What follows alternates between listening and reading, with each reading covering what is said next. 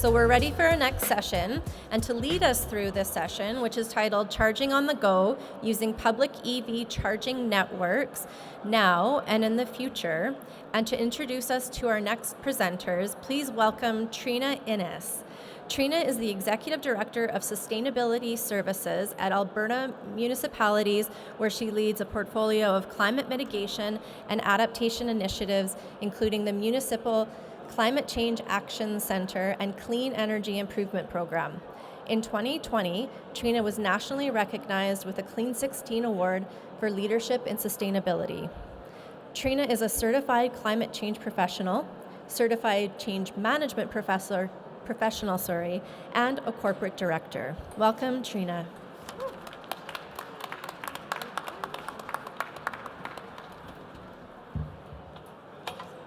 Okay, good afternoon. I'm really pleased to be here today. We have some really incredible speakers coming to share with you about charging on the go. So if you've ever had any questions about what is going on out in Alberta as you drive around in an electric vehicle, this panel is going to be your source of answers. So first up today, we have Michael Correa from ATCO Technologies. He's a project manager there, mechanical engineer, and he has 13 years of experience in power generation, manufacturing, oil and gas, and most recently, EV charging infrastructure deployment with ATCO. He's also a board member with the EV Association of Alberta. Welcome, Michael.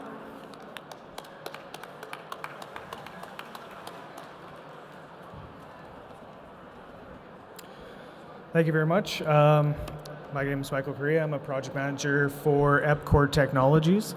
So I'll be talking about ATCO and what we do for charging infrastructure in the Edmonton region. So the charging infrastructure is growing, and it will continue to grow. So one question we get asked a lot is, will the power grid grow and stay reliable? And the answer is yes. We do not see any issue with the power grid, with the EV adoption rates that we're seeing, and we will see in the future. So we have the ATCO distribution and transmission team. Their booth is actually behind me along the back wall. They've helped connect 5 level 3 sites within Edmonton with 14 active stalls, and we're going to grow that to 7 sites with 27 stalls by the end of the year, helping customers connect with those chargers. Encore by ATCO has installed multiple locations around the community.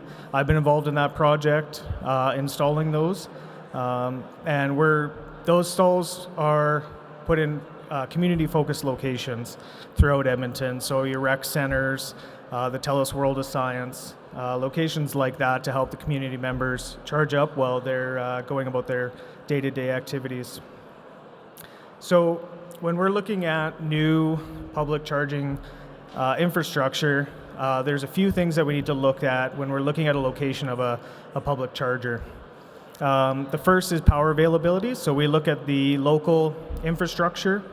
We look at the power needs and the available power in that area. And we size the chargers to the available power, or we look at upgrades to the system. We look at ease of access for the intended users of the chargers and the convenience of accessing those chargers. As you can see with a lot of our chargers that we've installed so far at recreation centers, we are very particular about where we put them. We look at the amount of time that people are charging and what they're doing at those locations. So they're going to be spending a few hours going swimming at a rec center, going to the gym. Then we look at the size of chargers that makes sense for that. We also look at the proximity of services. So it's very important when you're looking at a new public charging station that you look at what's nearby. Are there coffee shops? Are there, the TELUS World of Science is a good example. Spend your time while you're charging. Or if it's a high-powered DC fast charger, are there coffee shops and washrooms available? And then the biggest aspect, something that's being talked about more and more with EV charging infrastructure is public safety. So we want to make sure that our customers and community members have a safe place to charge, they feel safe, the location is well lit, and there's no concern staying with the vehicle or walking to those services that I talked about. So for fast charger installations, the process to connect those chargers is actually very similar to our power upgrades or new connections. So when we're looking at even large installs, Tesla superchargers, for example, the process flow that we go through is very similar and built within our system. So EPCOR can help you determine your needs for a charger. We can walk you through what you're looking for, how many chargers you want to install, what that power draw would look like, and then we recommend engaging with a consultant familiar with EV chargers. There's a lot of little things that a consultant can help you walk through as far as site design, pull-through stalls if you're pulling a trailer, if you're looking at that kind of installation. My group at EPCOR Technologies, actually does a lot of those. We worked with Encore, and my group was did the engineering design, the layout. So you really want to make sure you design the site.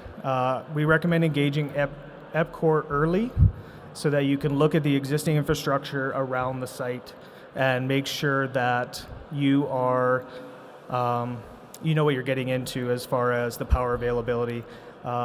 Sometimes we have to upgrade the infrastructure around it, and that can affect the project cost and timeline, and that is okay. But it's much nicer if you can choose a site that has power availability, and that can really reduce your cost and schedule. And then we can work with you and guide you through the different connection options. If you have any more questions about EV charging, you can go to epcor.com/EVcharger.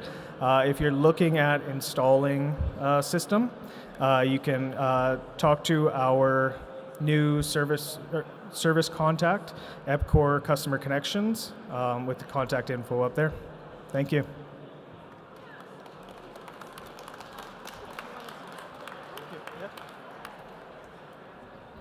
Fantastic. So we do have two more speakers. They're going to speak for about 5 to 7 minutes each, and then we're going to open it up for everyone to ask questions of the panel. Our next speaker is Calvin Leckelt. He's a program manager with Alberta Municipalities.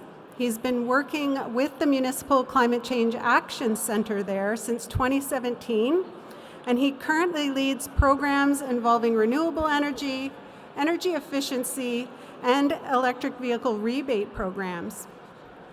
He has a alternative energy technology diploma and a Bachelor of Technology Management from the Northern Alberta Institute of Technology.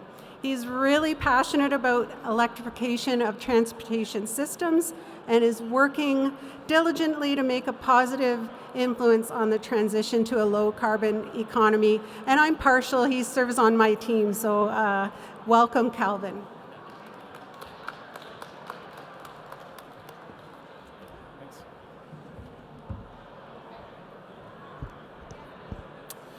All right, yeah, thanks, Trina.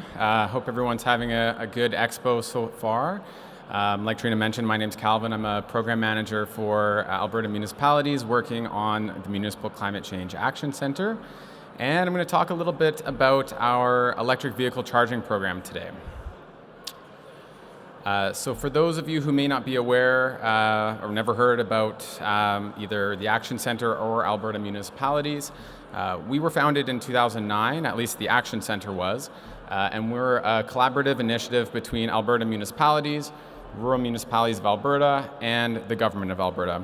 And our main mandate is to provide funding, technical assistance, and education to Alberta communities and help them in the transition to a clean economy.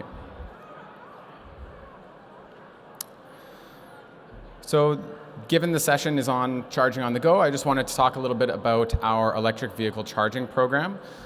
We launched this program in January of 2022. And first opened it up to municipalities, offering up to 100% rebates specifically for municipalities to install either level 2 or level 3 charging infrastructure. Obviously that program was quite popular and has since been fully subscribed. And since then we've opened up a new stream in collaboration with the South Grow Regional Initiative and Natural Resources Canada.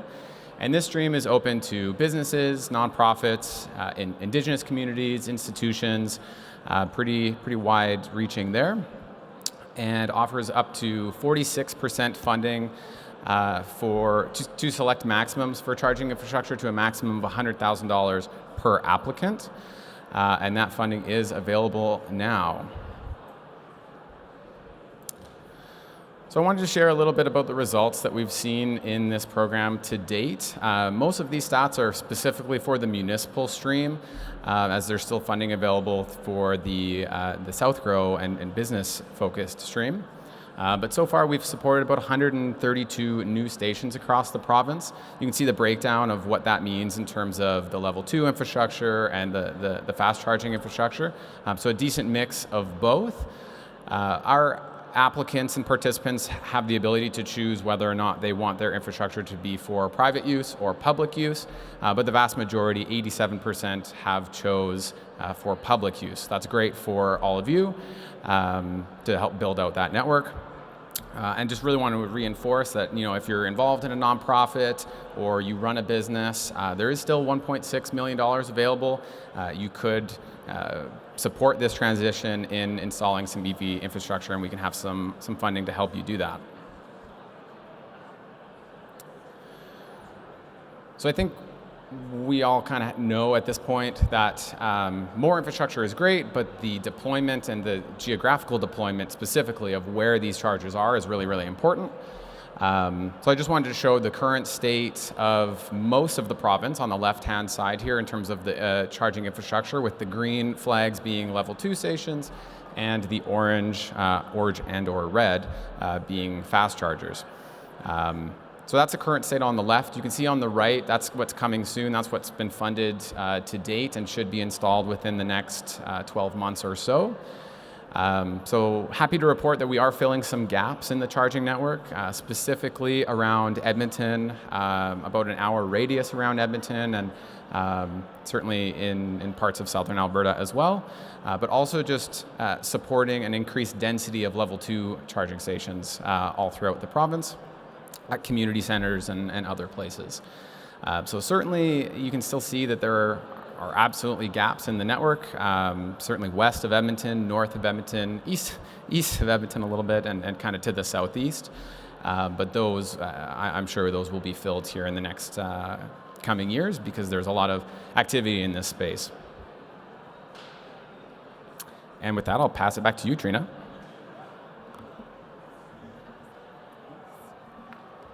Okay. Last up, we have the joy of hearing from William York. William York is on the board of directors with the Electric Vehicle Association of Alberta, and he's also a senior engineer with ATCO Electric. He holds a Bachelor of Science in Electrical Engineering from the University of Alberta, and he graduated from there in 2013. He's worked in the electric industry in a variety of roles, and he's currently working in areas specializing in electric vehicles. He's also, fun fact, been an electric vehicle owner since 2018, and he's traveled more than 80,000 pure electric kilometers. Welcome, William.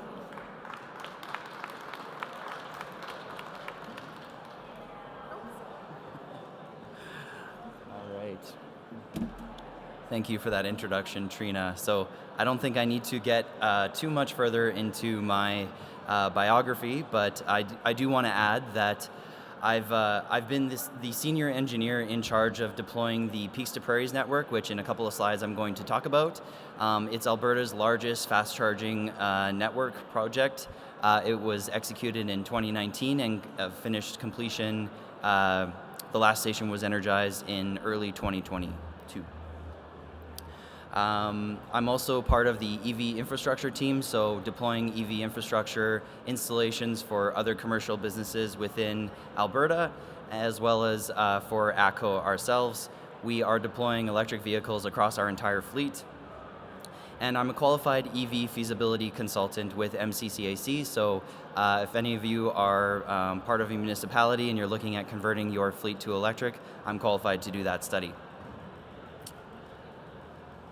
So Peaks to Prairies was established in 2019. As I said, we finished construction and energized the last station in 2020. It's 20 fast charging sites with a level 2 charger as well. Throughout southern Alberta, from Calgary down to the Montana border, from Canmore all the way to Medicine Hat, and 20 locations throughout, located along major corridors. This network has been a great success. We've seen nothing but double-digit percentile growth year over year since each station was energized. We've set records every month. In August of 2022, we delivered more kilowatt hours to customers than we have in all previous months combined. So the usage of the network and the growth of it has just been spectacular. A little bit of some metrics for you to get an understanding of how much these charging stations are used. Each charging station sees about 3 charges per day. The average dwell time of each customer is about 35 minutes at the level 3 station and about an hour and 20 minutes at the level 2 station. The average energy delivered to our customers at the level 3 station is about 20 kilowatt hours. So to give you a sense of how much that would get you in an electric vehicle, if you were driving a Tesla Model 3, for instance, that would get you about 150 to 200 kilometers. So we were actually really surprised by that metric. We expected that people would stay for a lot longer and need a lot more energy, but that hasn't been the case.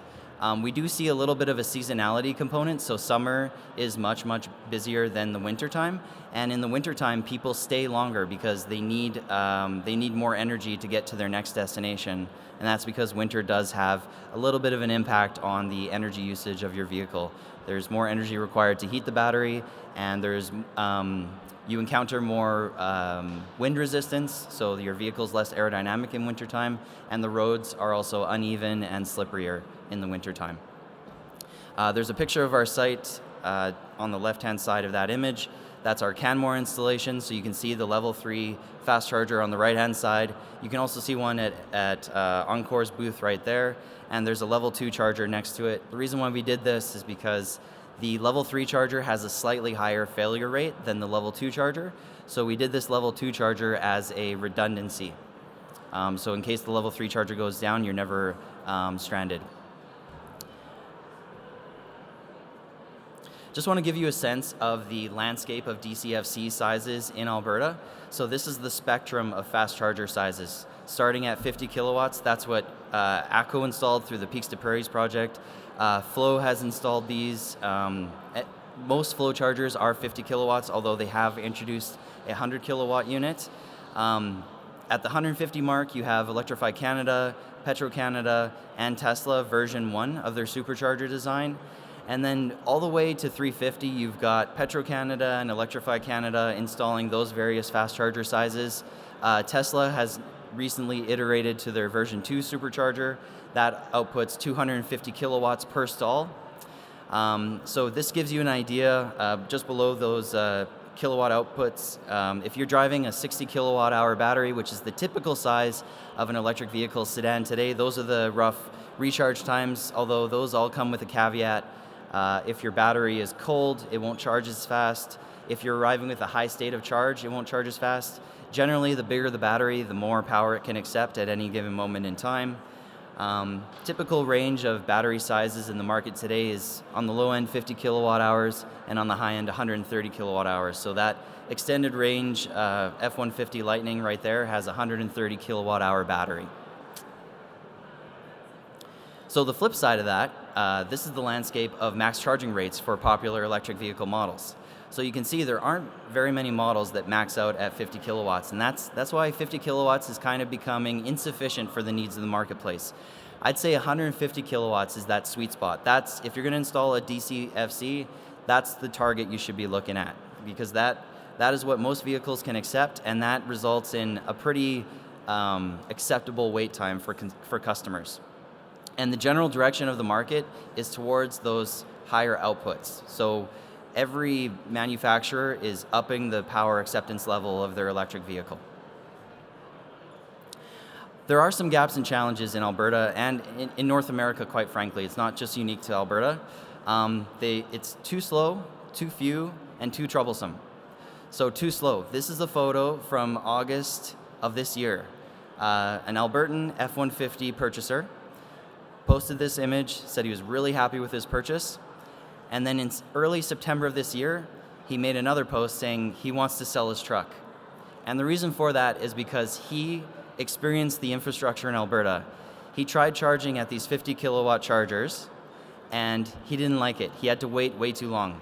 If you have a 130 kilowatt hour battery to charge fully using a 50 kilowatt charger, you'd have to wait for more than an hour. And he didn't know this getting into it, and he might not want to keep his truck. So that's obviously a bad story. It's great that the vehicle was sold and that it's in the Alberta market, but it's not good that this owner didn't want to keep it. And there's too few.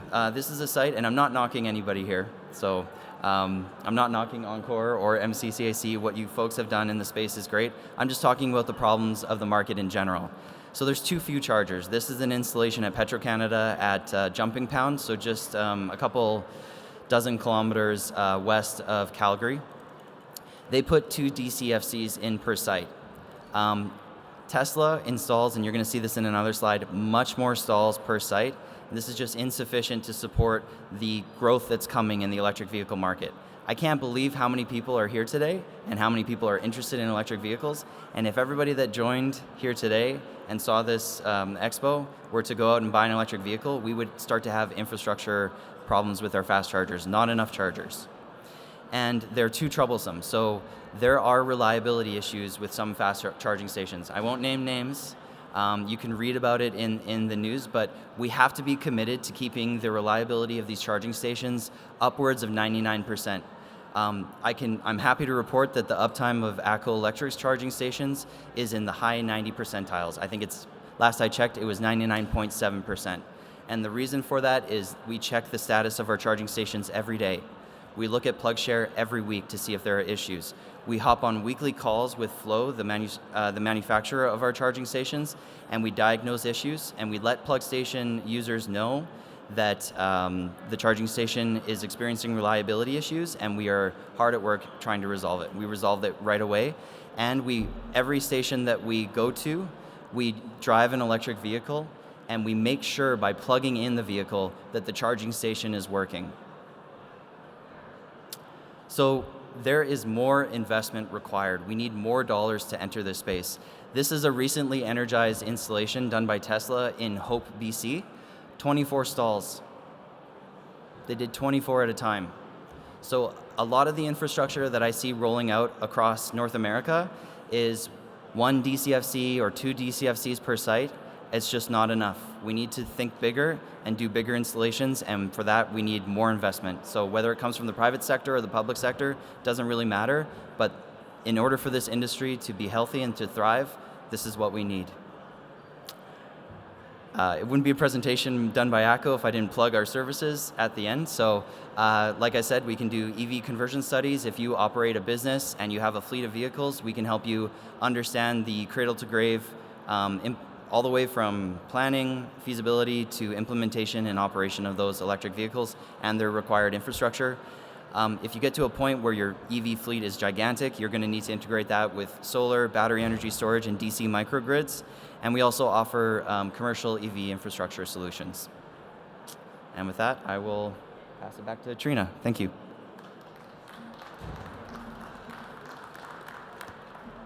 Alrighty, folks.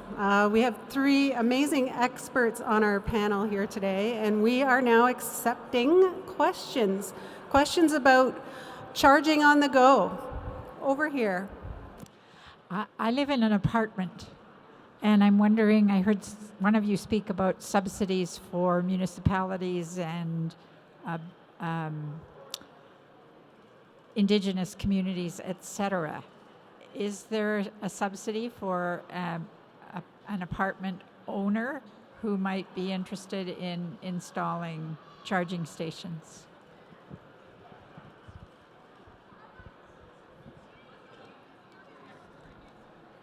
Hello, there we go. It's a great question. In terms of subsidies for the apartment owner, it would be more so on the condo corporation rather than the individual there. They could certainly reach out. We are in the works at least with one condo corporation in Edmonton right now.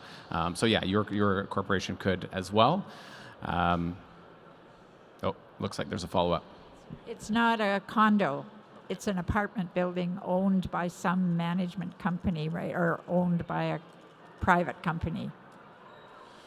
Yeah, so given if that is really you just using that stall, then that company would likely still have to be the one to install that infrastructure. But that being said, that's really why we're looking to support a lot more level 2 infrastructure in public places.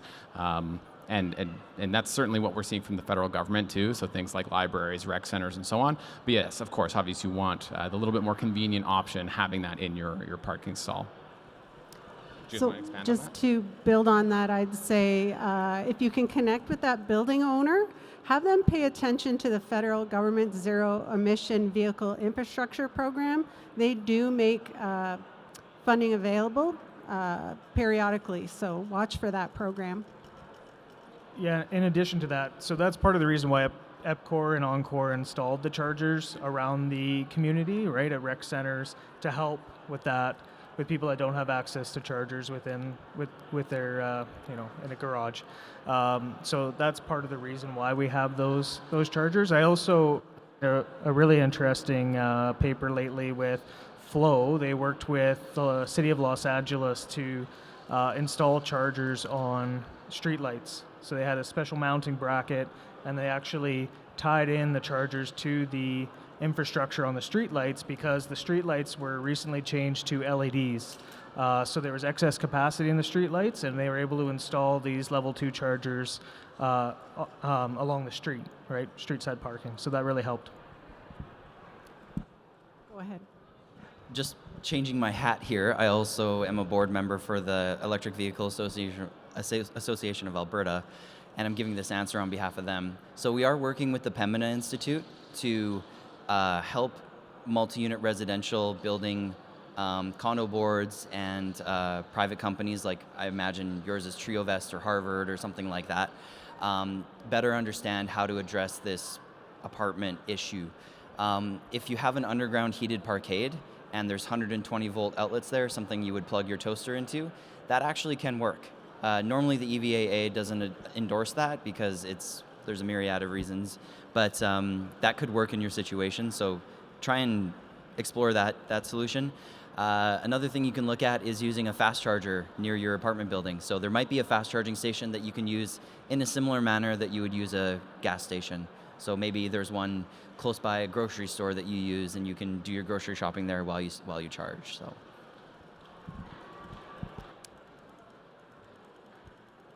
So there was a comment about investment, I think heavily emphasized. So with any context, so my background is electrical engineering, power, U of A, graduated in 1982, worked with both EPCOR and TransAlta Utilities. Before I went in and actually did a conversion into communications and spent probably the last 45 years in the wireless and wireline fiberization telecommunications, so Bell, Rogers, TELUS. So when we look at where data is from 1985 to where it is today, and we're now just trying to scratch the surface of high-speed internet access to all the locations where we don't have it, those types of things.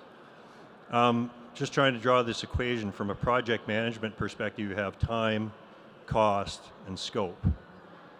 And within scope is the technology, which we're touching on now, and how that's kind of getting off the ground and moving. It's 2022.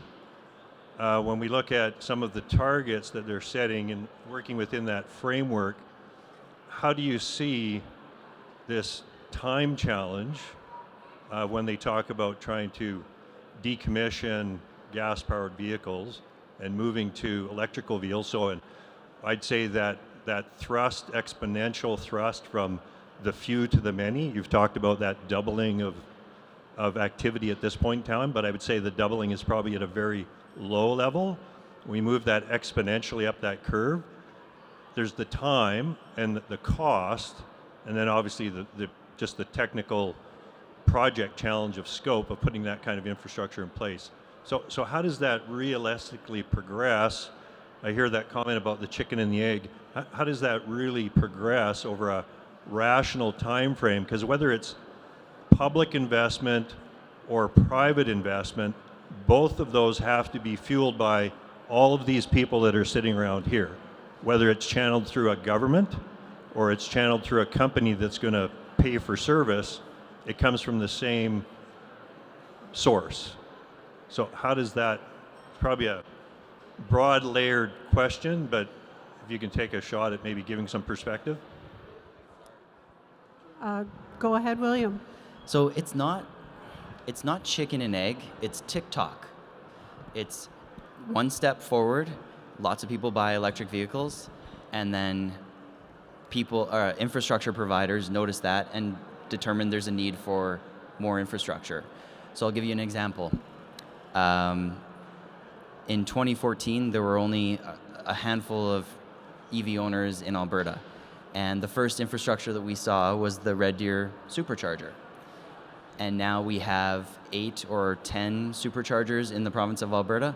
So the manufacturer of that vehicle saw the adoption and then saw where those vehicles needed to go or wanted to go, and they addressed the need.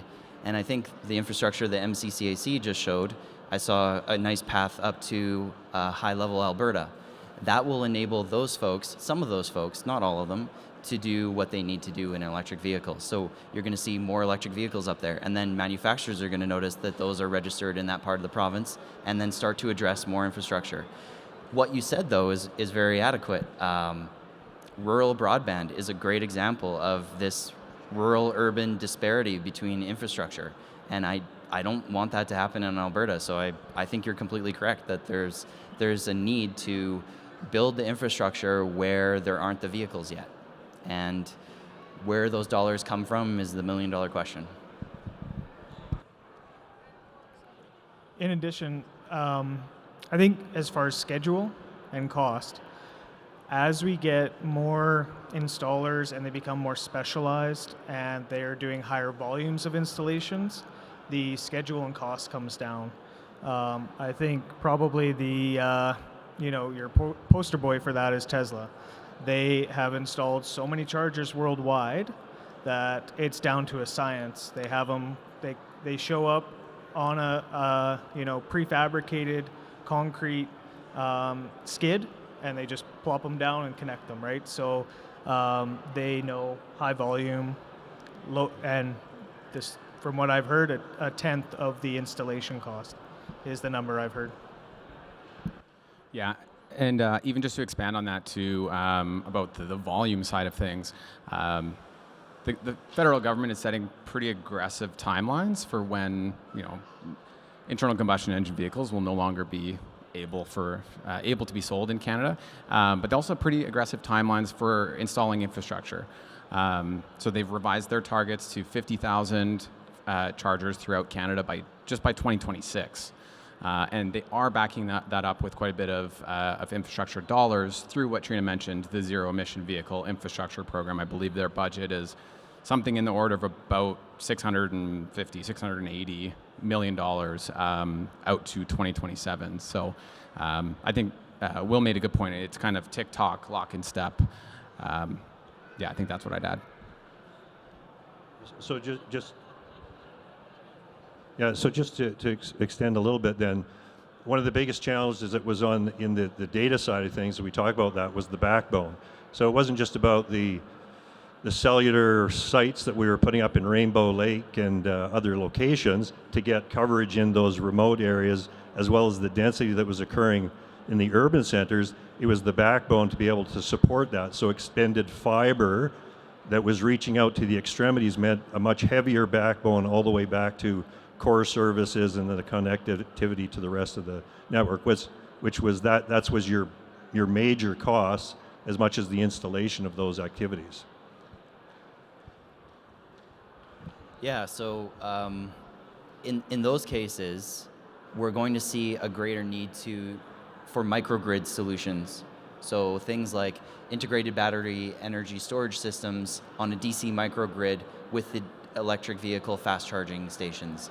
So what that means is that even if there's a trickle charge available from the electric grid, you use that into the batteries, and the batteries are able to discharge into the vehicles. So that's how you can maximize the infrastructure that's on the grid, and that's an inevitability. Yeah, it really is.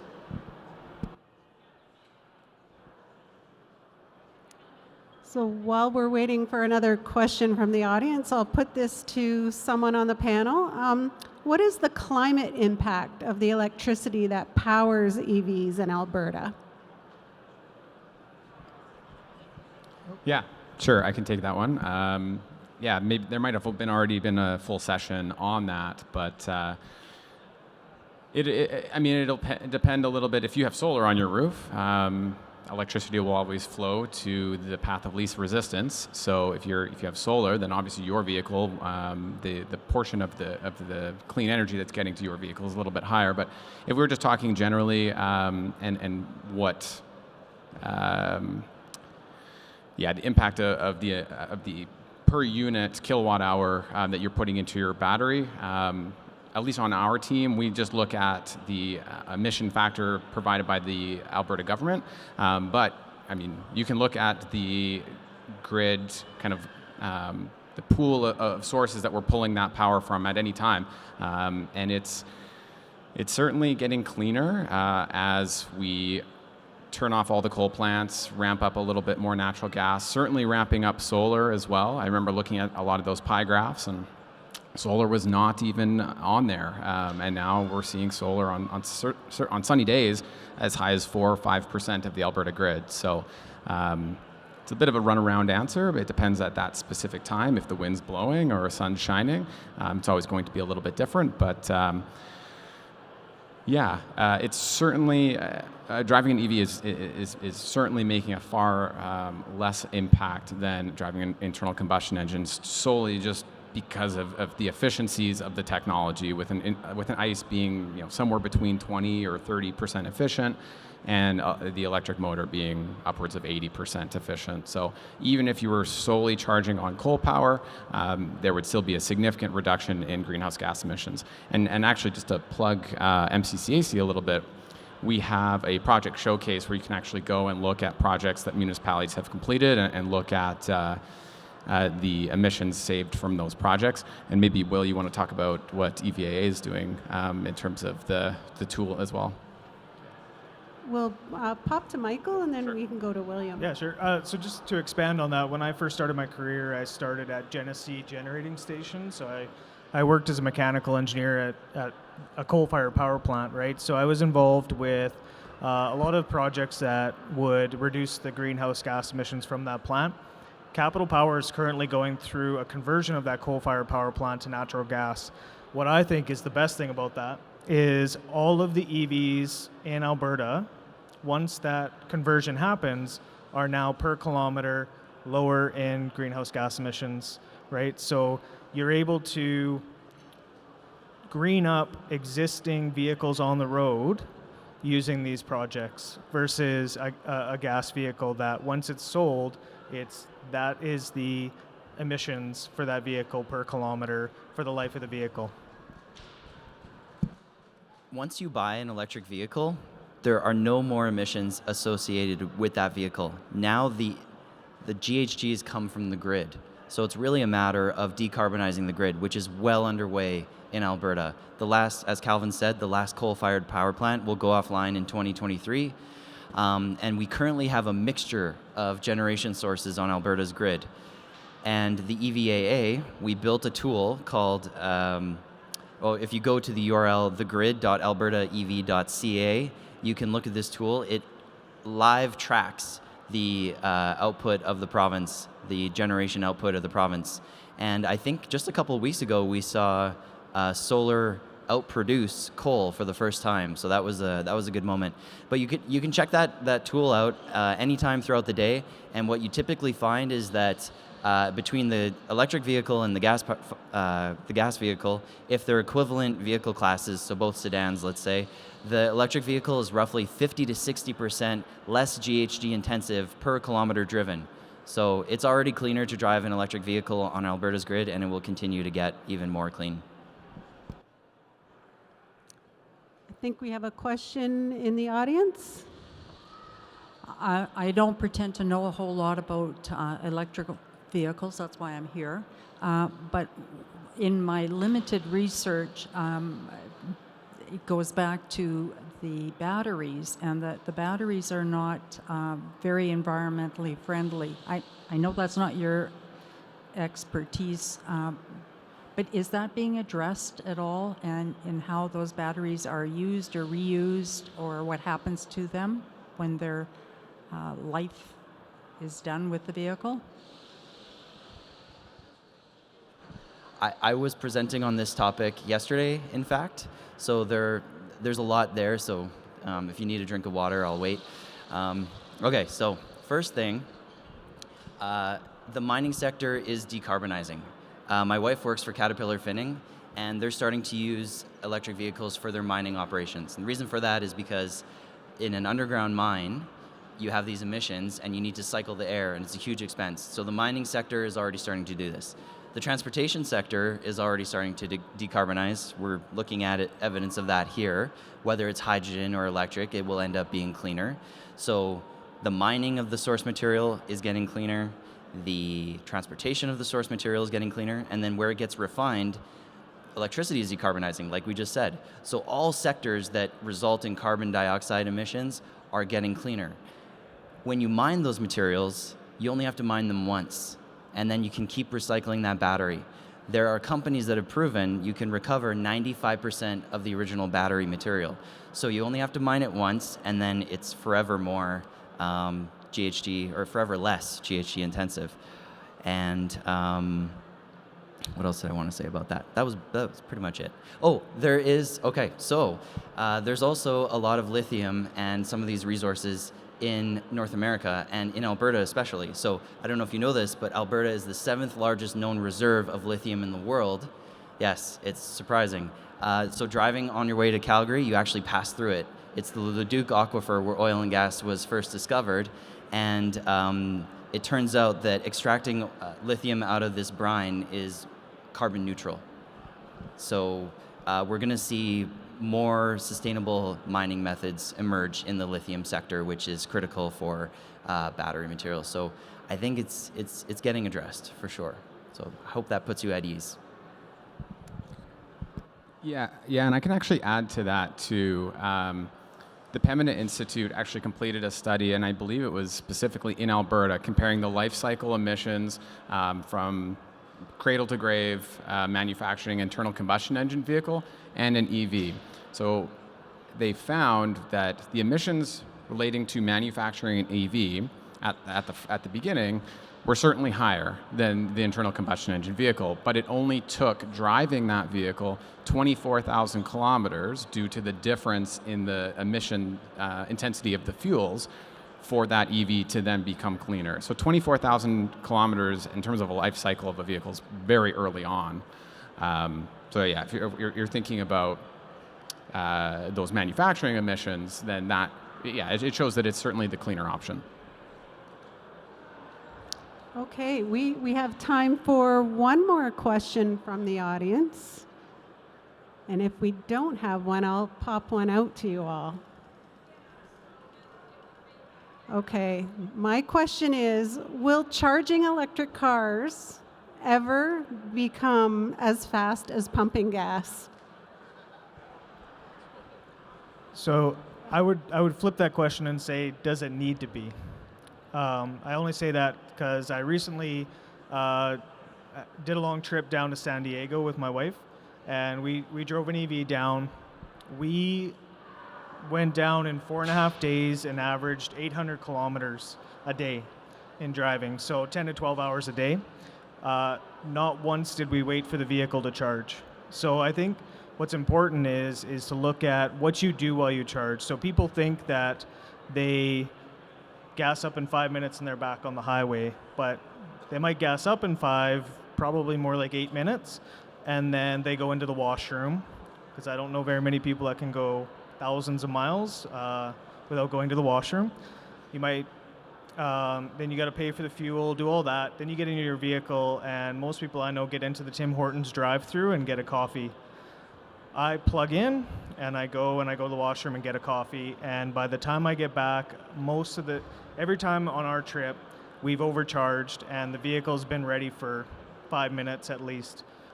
So it's less of a question of, we shouldn't compare it to gas vehicles, it's what you're doing while you're charging. And for me personally, I think the technology's there. If you're charging at home, it's actually quicker than fueling a gas vehicle because it takes 2 seconds to plug it in and then you walk away. And when you come back in the morning, it's fully charged.